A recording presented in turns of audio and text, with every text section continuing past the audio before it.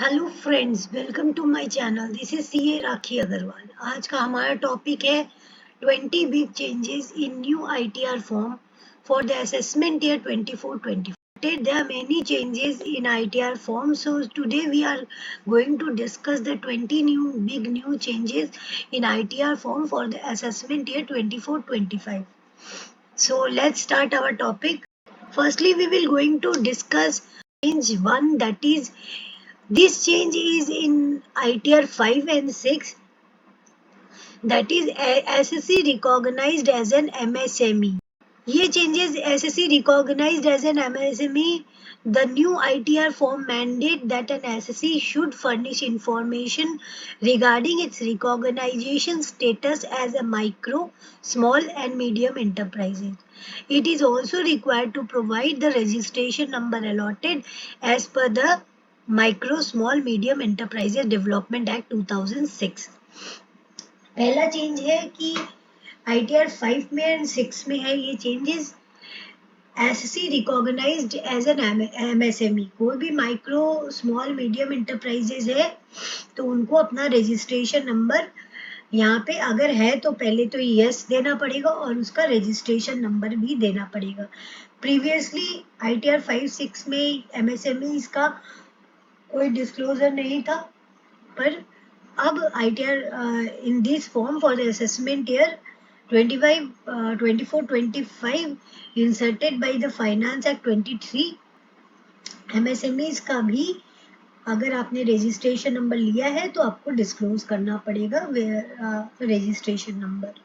सो ये पहला चेंज है, SSC recognized as an MSMEs. So the new form ITR form में ये अब आ गया है that an SSC should furnish information regarding its recognition status as a micro, small, medium enterprises. It is also required to provide the registration number allotted as per the Micro, Small and Medium Enterprises Development Act 2006. Now दूसरा changes है कि disclosure of winning from online games chargeable under section 115BBJ. ये जो disclosure है ये ITR 2, 3, 5 और 6, अगर आप कोई भी इनकम हुई आपको ऑनलाइन गेम से, आपने कुछ जीता है तो उसका डिस्क्लोजर देना पड़ेगा अंडर सेक्शन 115BBJ में. Finance Act 2023 has inserted a new section 115BBJ to tax winning from online game with effects for the assessment year 24-25. So this will be effective from this year. A corresponding section 194BA has also been inserted with effects from 1st April 2023 for the deduction of tax from the net winning from online games. Thus, all the winning from online games on or after 1st April 2023 shall be taxable under section 115BBJ and subject to TDS under section 194BA. सो दो नया section finance act 2023 में insert किया गया। एक तो online winnings पे tax लगाया गया और उस पे आप TDS भी काटोगे, अगर आपने पेमेंट किया है तो आप TDS भी काटोगे अंडर 194BA में। तो ये दोनों ही सेक्शन नया इंसर्ट हुआ और इस साल असेसमेंट ईयर 24-25 के न्यू फॉर्म्स में इसका इंसर्शन हुआ है कि आपको डिस्क्लोजर देना पड़ेगा to report such income in ITR form. Schedule other sources has been amended to disclose income by way of winning from online games chargeable under section 115BBJ. तो other sources में आप देखोगे इनकम फ्रॉम अदर सोर्सेज में तो आपको एक नया disclosure मिलेगा कि आप डिस्क्लोज कीजिए अगर आपका ऑनलाइन विनिंग है। प्रीवियसली इसका कोई डिस्क्लोजर नहीं जाता था, पर from this assessment year, from the assessment year 24-25 ITR form को अमेंड किया गया और अदर सोर्सेज में एक नया कॉलम डाला गया regarding the disclosure of online winnings. ये चेंजेस है ITR 2, 3, 5 एंड 6 में. Income chargeable at special rate, winning from special rate, जो भी रेट एप्लीकेबल इन इफेक्ट्स, जैसे कि 30% जो भी रेट एप्लीकेबल है winning from lotteries, crossword puzzles, race, card games chargeable under section 115 double B, or income by way of winning from online games chargeable under section 115 double B J. ये वाला जो है by way of winning from online game chargeable under section 115 double B J, ये column नया insert किया गया है by finance act 2023 and amended in the form for the assessment year 24-25। Third amendment है new schedule inserted to claim ATU deduction. अगर आपने ATU का deduction आपको क्लेम करना है तो पहले आप एटीयू का डिडक्शन क्लेम करते थे पर फुल डिटेल आपको नहीं देना पड़ता था। ATU is no specific schedule to claim ATU deduction. New schedule is added which is required more information to claim deduction. Previous forms में आपको एटीयू का जस्ट अमाउंट पुट करना पड़ता था in order to claim the deduction, but in from this assessment year from the assessment year 24-25 से आपको schedule दिया गया पूरा कि आप अगर आपको एटीयू का डिडक्शन चाहिए, और ये चेंजेस आईटीआर 3 में है, अगर आपको एटीयू का डिडक्शन चाहिए तो आपको पूरा डिटेल देना पड़ेगा। Nature of disability, date of filing of form 10IA, आपको एटीयू का डिडक्शन क्लेम करने से पहले 10IA फॉर्म भी फिल करना पड़ेगा, that is deduction in case of person with disability. तो अगर आपका कोई डिसेबिलिटी है, किस नेचर का डिसेबिलिटी है वो आपको डिस्क्लोज करना पड़ेगा, सीवियर है कि नॉर्मल है, और डेट ऑफ फाइल आपको form 10IA before claiming the deduction आपको फाइल करना पड़ेगा और उसका डेट डालना पड़ेगा, एक्नॉलेजमेंट डालना पड़ेगा अगर आपने सबमिट कर दिया है तो। और यूडीआईडी नंबर ये मैंडेटरी नहीं है, ये अगर ऑप्शनल है, अगर आपके पास है तो आप डाल दीजिए, लेकिन मैंडेटरी नहीं। लेकिन nature of disability, date of filing of form 10IA, क्योंकि आपको क्लेम करना है एटीयू का डिडक्शन तो आपको 10IA फॉर्म फिल करना पड़ेगा before claiming the deduction. So और उसका एक्नॉलेजमेंट नंबर डालना पड़ेगा आईटीआर में। ये changes in ITR 3। Then other changes is schedule other sources includes an additional column for the declaration of bonus payment received under the life insurance policies। ये changes है इन ITR 2 and 3 में। आपका कोई भी बोनस मिल रहा है आपको लाइफ इंश्योरेंस से, पॉलिसीज आपने करवाई है और आपको पॉलिसीज में अगर मैच्योर होती है उसमें कुछ रिडम्पशन बोनस मिलता है, तो उसके लिए उसको आप कहाँ डिस्क्लोज करोगे, इनकम फ्रॉम अदर सोर्सेज में एक अलग से एक नया कॉलम इंसर्ट हुआ है फॉर डिक्लेरेशन ऑफ बोनस। आपको मेच्योरिटी अमाउंट का अलग से डिक्लेयर करना पड़ेगा और बोनस का अलग से डिक्लेयर करना पड़ेगा। So declaration of bonus payment receive under life insurance policy. अगर आप लाइफ इंश्योरेंस पॉलिसी आपकी मेच्योर हो रही है, आपको अमाउंट मिल रहा है maturity amount along with bonus, तो बोनस आपको सेपरेटली डिस्क्लोज करना पड़ेगा आईटीआर फॉर्म में। तो finance act 2023 made various amendment with respect to the taxation of life insurance policies.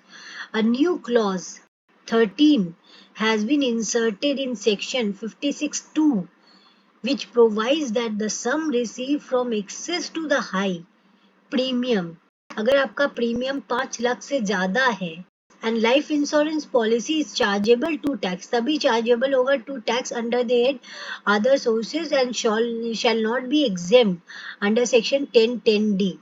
आपका एग्जेम्पशन नहीं मिलेगा बिकॉज आपका अगर प्रीमियम चार्जेबल टू टैक्स है, क्योंकि आपका प्रीमियम 5 लाख से ज़्यादा है पर एनम और उसका आपको अमाउंट मिल रहा है 5 लाख से ज़्यादा का इंश्योरेंस पॉलिसी, वो एग्जेम्प्ट नहीं है अंडर सेक्शन 1010D। तो ITR form has been amended, has been updated to incorporate reporting of such income in other sources, in schedule other sources. So any sum is received, ये disclosure है, any sum is received including the amount allocated by way of bonus at any time during a previous year under a life insurance policy referred to in section 56 to 13। अगर कोई भी आप amount receive कर रहे हो by way of bonus under a life insurance policy in section under section 56 to 13 के तहत, तो आपको उसका डिस्क्लोजर देना पड़ेगा। ये चेंजेस है, चेंजेस इन ITR 2 and 3। अब आपका 5 नंबर चेंजेस है new schedule 80DD 6 additional detail. एक नया शेड्यूल इंसर्ट किया गया 80DD। 80DD ये चेंजेस है इन ITR 2 and 3 में regarding additional details with 6 additional details। क्या डिडक्शन, क्या शेड्यूल है वो हम लोग देखेंगे। Deduction under section 80DD is allowed to a resident individual or HUF who incur medical expenditure or pay an insurance premium for the benefit of the family member suffering from a disability।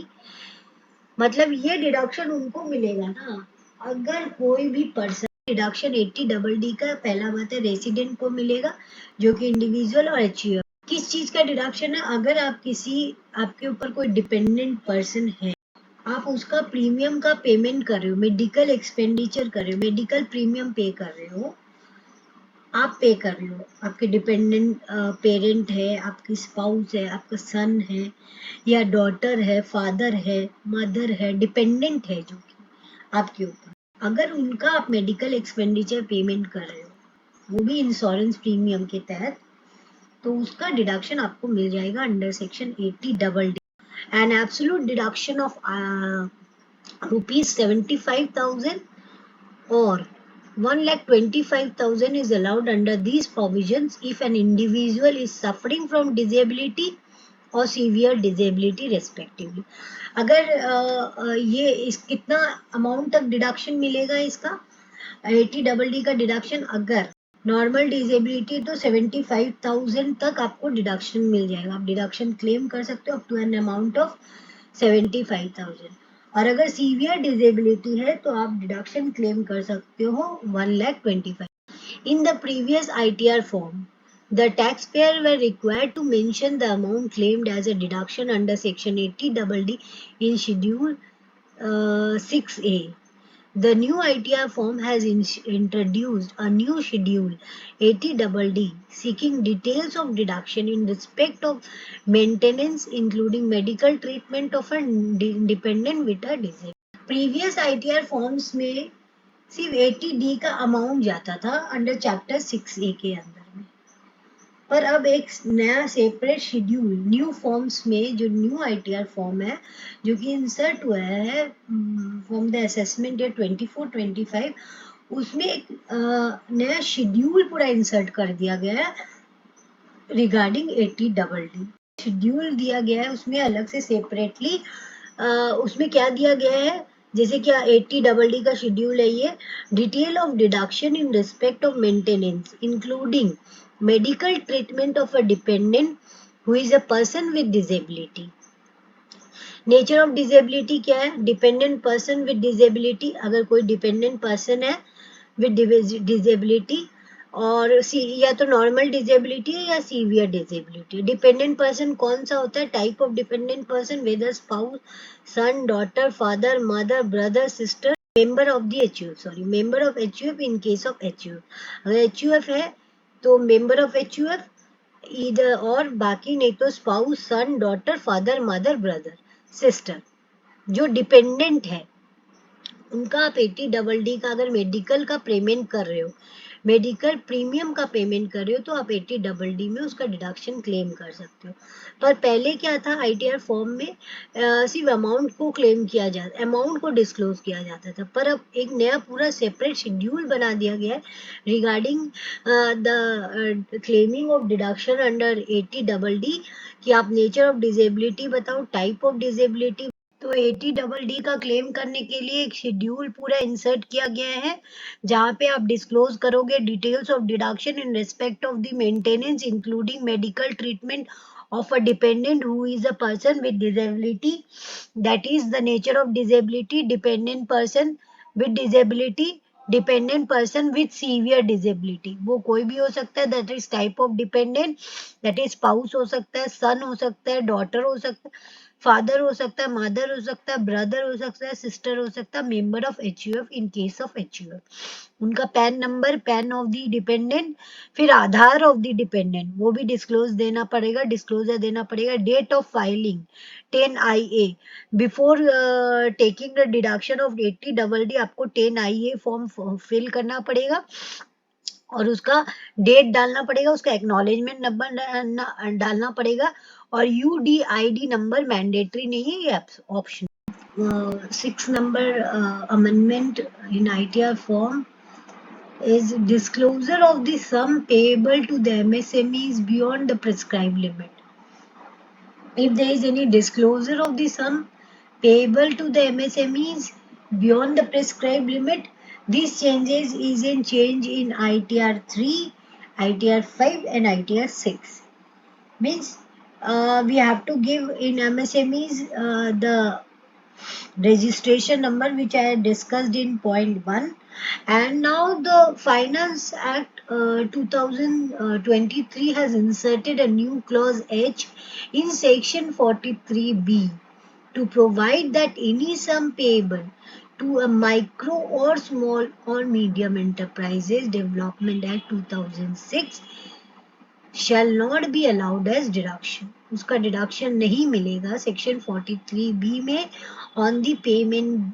Means claim जब 43B का आप deduction claim करते हो तो payment basis पे आपको deduction मिलता है कि आप पेमेंट करोगे तब आपको डिडक्शन मिल जाएगा। इंसर्ट किया गया न्यू क्लॉज इन 43BH में to provide that any sum payable to a micro or small and medium enterprise development act shall not be allowed as deduction. उसका deduction नहीं मिलेगा। क्यों नहीं मिलेगा? Accordingly, a new column is inserted under a part A, that is other information. Part A में जो other information देते हैं उसमें एक नया column insert किया गया है to disclose the sum payable to a micro or small or medium enterprises beyond the specified limit as per the MSMED Act. अगर आप specified limit के बाद में पेमेंट करें, जो कि MSME एक्ट में जो स्पेसिफाइड लिमिट है, जैसे 45 डेज का लिमिट होता है, अगर आप उसके बाद पेमेंट करते हो तो ऑन द पेमेंट बेसिस पे ही आपको डिडक्शन मिलेगा in the year in which you had made the payment. अब जब प्रीवियस ईयर, जिस प्रीवियस ईयर में आपने पेमेंट किया है उसी ईयर में आप क्लेम कर सकते हो उसका deduction. Any sum payable to a micro or small medium enterprises beyond the time limit specified in section 15 of micro small and medium enterprise development act 2006, तो उसका भी डिस्क्लोजर आपको देना पड़ेगा। कोई भी जो भी अमाउंट आप पेमेंट कर रहे हो beyond the time limit specified, बाद में जो भी पेमेंट कर रहे हो आप बियॉन्ड द प्रिस्क्राइब लिमिट, उसका आपको सेपरेटली डिस्क्लोज देना पड़ेगा, डिस्क्लोजर देना पड़ेगा पार्ट ए में अदर इन्फॉर्म। उसका कोई भी डिडक्शन आपको मिलेगा नहीं। जिस साल आप पेमेंट करोगे उसी साल आप डिडक्शन क्लेम कर सकते हैं। और आपको अगर आपने बियॉन्ड स्पेसिफाइड लिमिट पेमेंट किया है तो आपको कोई डिडक्शन नहीं मिलेगा। पॉइंट नंबर 7 है आपका individual HUF liable for audit can verify ITR using EVC। जो भी इंडिविजुअल्स है HUF है, ये इंडिविजुअल्स और HUF के लिए ये चेंजेस है इन ITR 3 में। अगर कोई भी इंडिविजुअल है या HUF है जो अपना अगर उसका ऑडिट होता है इंडिविजुअल्स का या HUF का, जो लायबल फॉर ऑडिट है वो अपना ITR को EVC के थ्रू भी फाइल कर सकता है। पहले जो भी ऑडिट कराता था ना वो DSC के थ्रू ही अपना रिटर्न फाइल करता था, पर अब नया एक अमेंडमेंट लाया गया है फाइनेंस एक्ट 2023 में और नया फॉर्म में भी असेसमेंट ईयर 24-25 में किया गया है। Rule has been amended to allow individual and HUF who are liable to tax audit under section 44AB के अंदर जो कि लायबल है टैक्स ऑडिट के, they should verify their returns of income through an electronic verification code. Earlier they could verify the return only through digital signature. अगर जो भी audit कराता था ना, टैक्स ऑडिट अपना कोई भी ऑडिट कराता था तो उनको, अगर वो HUF और इंडिविजुअल है और उनका ऑडिट होता है तो वो अपना ITR फाइल करते थे थ्रू DSC के थ्रू ही, वो ईवीसी के थ्रू फाइल नहीं कर पाते थे, पर अब ये अमेंडमेंट आया है सिर्फ इंडिविजुअल्स के लिए, एचयूएफ के लिए, जो ऑडिट भी कराते हैं, जिनका टैक्स ऑडिट होता है, वो अपना रिटर्न ईवीसी के थ्रू भी फाइल कर सकते हैं, इलेक्ट्रॉनिक वेरिफिकेशन कोड के थ्रू भी फाइल कर सकते हैं। ये चेंज इन आईटीआर 3 में। Now furnishing of due date for filing of return, ये चेंजेस है, चेंजेस इन आईटीआर 3, 5 एंड 6। अगर आपका furnishing of due date for filing of return, a new column has been inserted in ITR forms seeking information on the due date for submitting the income tax returns. The taxpayer is required to select the applicable due dates for filing the return from the provided drop-down option, namely July 31st, 31st October और 30th November. पहले क्या था ना कि आपको drop down से selection का option नहीं मिलता, आपको भरना पड़ता कि आप 31st जुलाई के लिए एप्लीकेबल हो, whether you are applicable for 31st अक्टूबर और 30th नवंबर। तो अ न्यू कॉलम इंसर्ट किया गया आईटीआर फॉर्म में, आईटीआर 3 में, 5 में, 6 में, seeking information on the due date for submitting the income tax return. आपका ड्यू डेट कब का है? The taxpayer is required to select the applicable due date for filing the return from the drop down. अब drop down दे दिया गया है, उससे आप अपना ड्यू डेट सिलेक्ट कर सकते हो कि आपका ड्यू डेट 31st जुलाई है कि 31st अक्टूबर है या 39 में। क्या चेंजेस आया पॉइंट नंबर 9 में?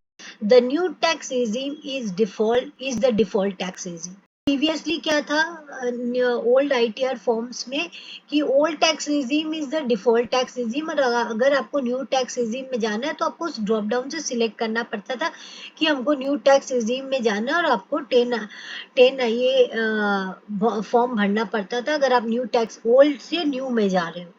और इसका जो था ना, अगर आप ओल्ड से न्यू में जा रहे हो और अगर आप इंडिविजुअल हो और सैलरीड एम्प्लॉय हर एवरी ईयर स्विच कर सकता है, ओल्ड से न्यू में भी जा सकता है, न्यू से ओल्ड में भी आ सकता है।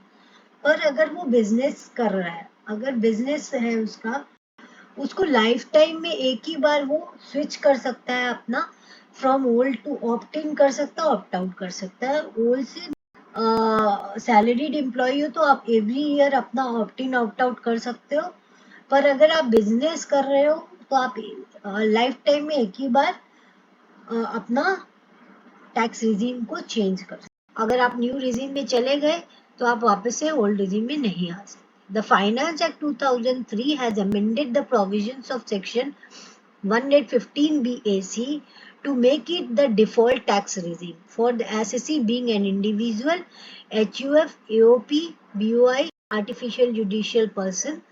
And if an assessee does not want to pay tax according to the new tax regime, he will have to explicitly opt out of it and choose to be taxed under the old tax regime. Previous forms में old tax regime is the default regime, और आपको new tax regime में जाना था तो आपको select करना पड़ता कि हम न्यू टैक्स रिजीम चूज करना चाहते हैं।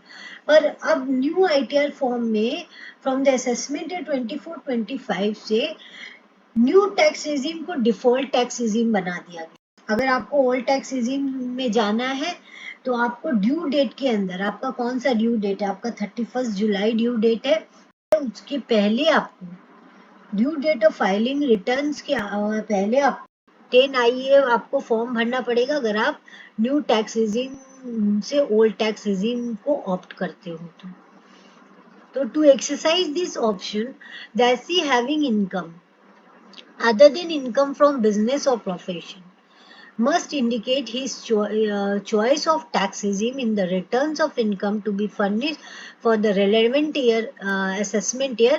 उसको relevant assessment year के पहले ही एक्सरसाइज करना पड़ेगा ये ऑप्शन को, अगर जिसका भी income other then income from business और प्रोफेशन है वो चूज करेगा बिफोर फाइलिंग, मतलब ड्यू डेट के अंदर में, कि हम अपना बिकॉज न्यू टैक्स रिजीम को डिफॉल्ट रिजीम कर दिया गया है, तो आप ड्यू डेट के अंदर ही आप ओल्ड टैक्स रिजीम में आप जा सकते हो। अगर आप ड्यू डेट के बाद में आप फाइल कर रहे हो अपना रिटर्न, तो आपको न्यू टैक्स रिजीम में ही फाइल करना पड़ेगा, आप ओल्ड टैक्स रिजीम में नहीं फाइल कर सकते अगर आपका income other than business income या प्रोफेशन से। लेकिन अगर आपका इनकम बिजनेस और प्रोफेशन से, can also opt out of the new tax regime and switch to the old tax regime, वो भी कर सकता है, ओल्ड टैक्स regime में जा सकता है, डिफॉल्ट है बिकॉज न्यू टैक्स regime, उसे आपको ओल्ड टैक्स regime में जाना है for the relevant year. However he has to exercise this option in form, पहले उसको due date of filing returns के पहले आप उसको फॉर्म 10 IEA भरना पड़ेगा ऑन और before the due date of filing the returns of income under section 139(1). Now, details of legal entity identifier. This change is change in ITR 2, 3, and 5 and 6. In order to be in line with the RBI regulation, the new ITR form has incorporated a column for furnishing details of the legal entity identifier number. Such taxpayers is required to furnish the legal entity identifier details if he is seeking a refund of INR 50 crores or more. If he is seeking a refund of 50 crore or more, then he has to furnish the details of legal entity identifier. This is a RBI regulation, and this regulation in line with this RBI regulation, the new ITR form has incorporated a new column in order to furnish the details of the legal entity identifier. So legal entity identifier number is required to be furnished for the taxpayers who required his refund of rupees 50 crores or more. For them, there is a column inserted in order to, in line with RBI regulation.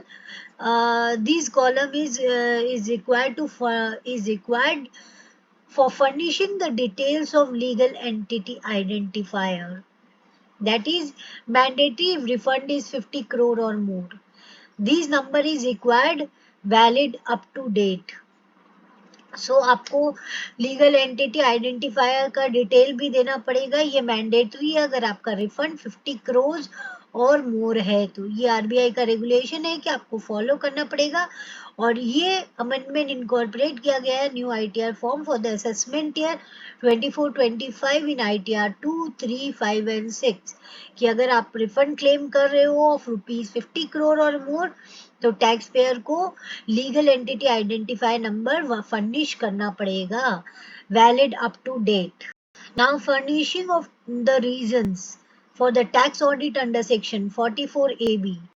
44AB में आपको reason देना पड़ेगा for the tax audit. These changes is in change in ITR 3, ITR 5 and ITR 6. New ITR form seeking additional details from the SSE subject to audit under section 44AB. The additional information pertains to the circumstances under which the company is obligated to undergo an audit, such as sales turnover or gross receipts exceed the limit specified under section 44AB. SSE falling under section 44AD, 44ADA, 44AE, 44BB, but not offering income on presumptive basis, or others. Means a new ITR form seeks additional details from the SSE subject to audit under section 44AB. Are you liable for audit under section 44AB? If yes, select B, mention by virtue of which of the following conditions. Sales, turnover, gross receipts exceed the limit specified under section 44AB, SSE falling under section 44AD, ADA, AE, BB, but not offering income on presumptive basis. तो आपको select करना पड़ेगा अगर आप audit करवा रहे हो तो किस सेक्शन में आप ऑडिट करवा रहे हो। अगर आपका sales turnover gross receipt exceed कर रहा है उसके चलते करवा रहे हो, या आप फॉल करते हो under section 44 AD, ADA, AE और आप प्रिजम्पटिव टैक्सेशन में नहीं जा रहे, तो न्यू ITR फॉर्म में एडिशनल डिटेल्स डालना पड़ेगा from the SEC subject to audit. The additional information pertains to the circumstances under which the company is obligated to undergo an audit. अगर उसका ऑडिट हो रहा है तो किस लिए हो रहा है, अगर उसका सेल्स टर्नओवर एक्सीड हो रहा है इसीलिए हो रहा है, या वो फॉल कर रहा है अंडर सेक्शन 44 AD, ADA और ये या कोई अदर रीजन से अगर उसका ऑडिट हो रहा है तो उसको सिलेक्ट करना पड़ेगा proper. Now, furnishing of acknowledgement number of audit report and UDIN. These changes in ITR 3, 5 and 6. When providing information about audit conducted under section 44 AB, including audit under section 92E, companies are required to furnish the acknowledgement number of audit report and the UDIN.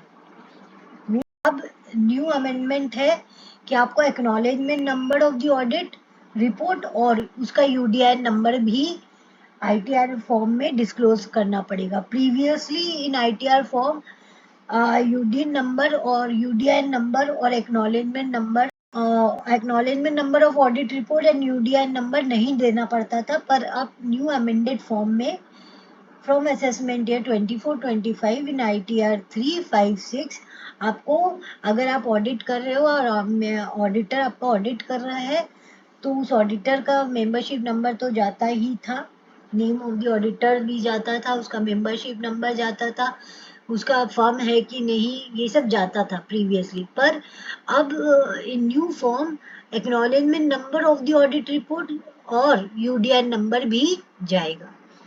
When providing information about audit conducted under section 44 AB, अगर audit करवा रहे हैं आप तो auditor का जो information है including audit under section 92E, companies are required to furnish the acknowledgement number of the audit report and UDI are now receipts in cash column added to claim enhanced turnover limits. Changes is in ITR 3, 4 and 5. The Finance Act 2023 has enhanced the turnover threshold limit from 2 crores to 3 crores for opting for the presumptive taxation scheme under section 44 AD.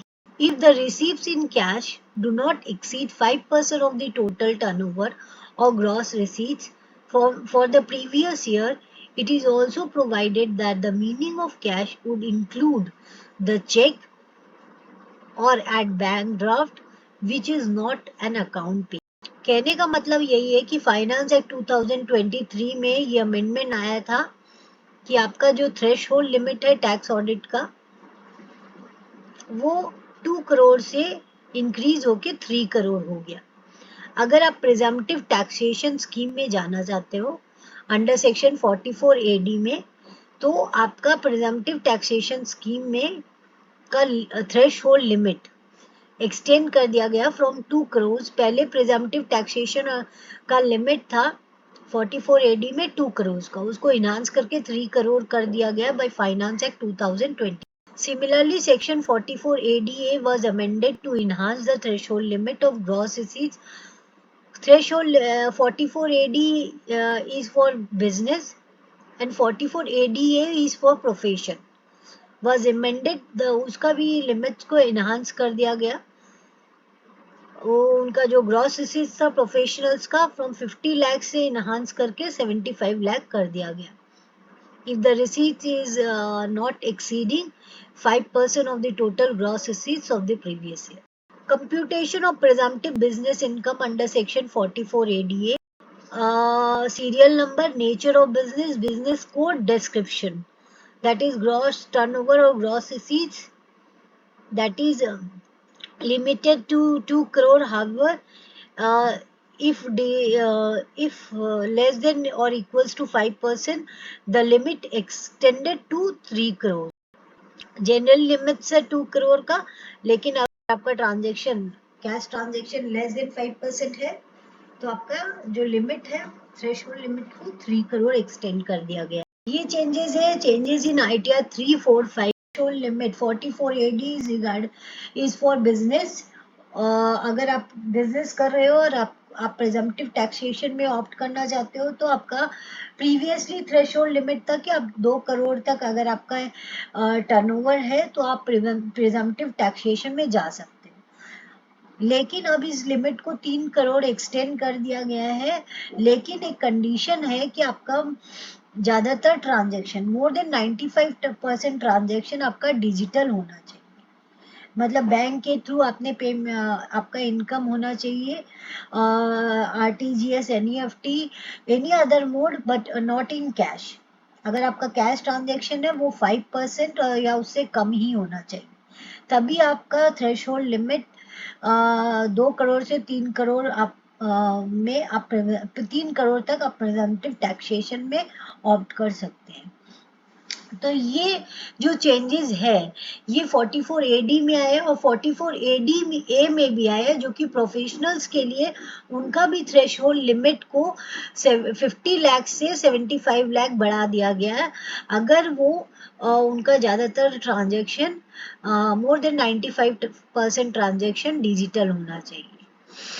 तो ये changes था इन ITR 3, 4 and 5 में। कि पहले था through account पे ही check, bank draft और ये रिसीप्ट इन कैश पहले नहीं इंसर्ट था ये कॉलम। ये नया कॉलम आया है कि अगर आप अकाउंट पे ही से अगर आपको इनकम हो रहा है तो उसको अलग से दिखाइए और कैश का इनकम आप अलग से दिखाइए। अगर आप रिसीव करो इन कैश तो आपको अलग से दिखाना पड़ेगा। Any other mode other then this account पे ही चेक, बैंक ड्राफ्ट और इलेक्ट्रॉनिक ट्रांसफर, उसके अलावा अगर कुछ और मोड से आप रिसीव करें तो वो आपको सी में दिखाना पड़ेगा। प्रीवियसली इन ITR जो पुराना ITR फॉर्म था उसमें आपको सिर्फ ग्रॉस और टर्नओवर और ग्रॉस रिसीट्स, इसका लिमिट भी नहीं प्रेस्क्राइब था और कैश का भी यहाँ पे दिया नहीं गया था कि आपको सेपरेटली डिस्क्लोज करना पड़े कि कैश से आपने कितना रिसीव किया। पहले थ्रू अकाउंट पे ही चेक और बैंक का और इलेक्ट्रॉनिक सिस्टम का आपको डिस्क्लोजर देना पड़ता था और एनी अदर मोड में आपको डिस्क्लोजर देना पड़ता था। पर अब ये नया फॉर्म में नया चेंजेस है कि आपको यहाँ पे सेपरेटली सारा अमाउंट का डिस्क्लोजर देना पड़ेगा कि आपने बैंक के थ्रू कितना रिसीव किया है, कैश आपने कितना रिसीव किया और any other mode other than above to आपने कितना रिसीव किया। तो ये सारा डिस्क्लोजर सेपरेटली जाएगा in new ITR forms reporting of all bank held at any time. ये चेंजेस है आपका ITR 2 में, 3 में, 5 में, 6 में। The ITR form require information about the taxpayers accounts including the section of the specific account for receiving the income tax refunds. In the new ITR forms, it is obligatory for the taxpayers to disclose all the bank's accounts they have ever held with the exceptions or the dormant accounts. So एक ये भी नया changes है नया ITR form में assessment है 24-25 में कि अगर आपका पहले क्या था कि आपको बैंक का सारा डिटेल्स तो देना पड़ता था जितना एक्टिव अकाउंट है। सो अब आपको यहाँ पे अकाउंट नंबर के साथ type of account drop down भी दे दिया गया है कि name of the bank, account number और टाइप ऑफ अकाउंट की वो सेविंग है, करंट है, OD है, कैश क्रेडिट है, क्या कौन सा नेचर का आपका अकाउंट है। तो सारे जितने भी अकाउंट है सबके आपको डिस्क्लोजर देने पड़ेंगे। डॉर्मेंट अकाउंट का आपको डिस्क्लोजर नहीं देना पड़ेगा, लेकिन अगर आपका करंट अकाउंट है, सेविंग अकाउंट है, अलॉन्ग विद द क्या टाइप है ये भी आपको सेपरेटली दिखाना पड़ेगा। अलॉन्ग विथ IFSC कोड ये सब तो जाता ही था, पर टाइप ऑफ अकाउंट भी आपको ड्रॉप डाउन से करंट है, सेविंग है, CC अकाउंट है या वो OD अकाउंट है, कौन सा अकाउंट है सारा डिस्क्लोजर देना पड़ेगा। All the bank account held at any time are to be reported except dormant account. In case of multiple account, the refund will be credited to one of the validated account after processing the return. Now deduction under section 80CC, that is deduction in respect to Agniveer Corpus Fund. ये भी introduced हुआ है by finance act 2023 में। Agniveer corpus fund में ATCCC लाया गया था कि अगर आप डिडक्शन क्लेम कर सकते हो अगर आप ने अग्निवीर कॉर्पस फंड में कुछ डोनेशन किया है तो। So deduction and taxable total taxable income limit has been prescribed as per Income Tax Act 80CC में भी आप डिडक्शन क्लेम कर सकते हो। ये भी न्यू चेंजेस है, एक न्यू कॉलम इंसर्ट किया गया है इन ITR 1, 2, 3, 4 में। एक न्यू कॉलम इंसर्ट किया गया regarding deduction under section 80CC for Agniveer corpus fund. Agniveer corpus fund पहले नहीं था, ये फाइनेंस एक्ट 2023 में इसका अमेंडमेंट आया, ये इंट्रोड्यूस किया गया सेक्शन। और उसके बाद in this year from the assessment 24-25 में ITR फॉर्म में भी इस डिडक्शन को न्यू कॉलम को इंसर्ट कर दिया गया, चेंज कर दिया गया फॉर्म्स में भी, और इस सेक्शन को इंट्रोड्यूस कर दिया गया to claim deduction under section 80CC for Agniveer corpus fund. इन ये चेंजेस है in ITR 1, 2, 3 and 4। Now business trust some reporting 16 number point है, मतलब चेंजेस है इन फॉर्म ITRs में। ITR 2, 3, 5 में ये चेंजेस है। Business trust some reporting, a new column under the schedule other sources allow for reporting sum received by unit holder distributed by business trust to avoid non-taxation in form ITR 235। ITR 235 में ये changes लाया गया कि schedule other sources allow करे reporting any sum receive by unit holder. Unit holder कुछ amount receive कर रहा है जो डिस्ट्रीब्यूट कर रहा है business trust to avoid non taxation. Any other income में any sum received by unit holder from a business trust during the previous year referred to in section 56 to 12। तो ये चेंजेस था इन ITR 235 में। Business trust को introduce किया गया, अगर कोई भी आप अमाउंट रिसीव कर रहे हो by unit holder from business trust during the previous year refer to in section 56 to 13 में, उसको भी डिस्क्लोज करना पड़ेगा ITR। ESOP tax benefit, ESOP tax benefit क्या है? Enhance reporting requirement for employee stock option plan.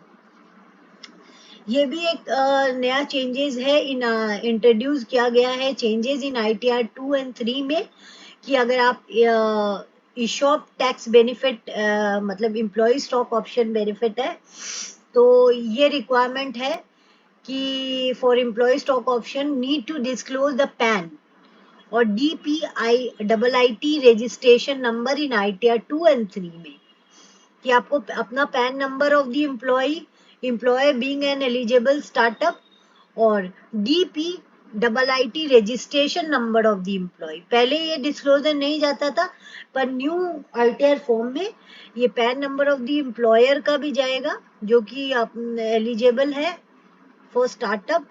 That is information referred to deferred tax deferred relatable to an income on perquisites referred in section 17 to 6 received from employees being an eligible startup referred to in section 80 IAC। तो उसका pan number भी आपको देना पड़ेगा और DPIIT registration number of the employ.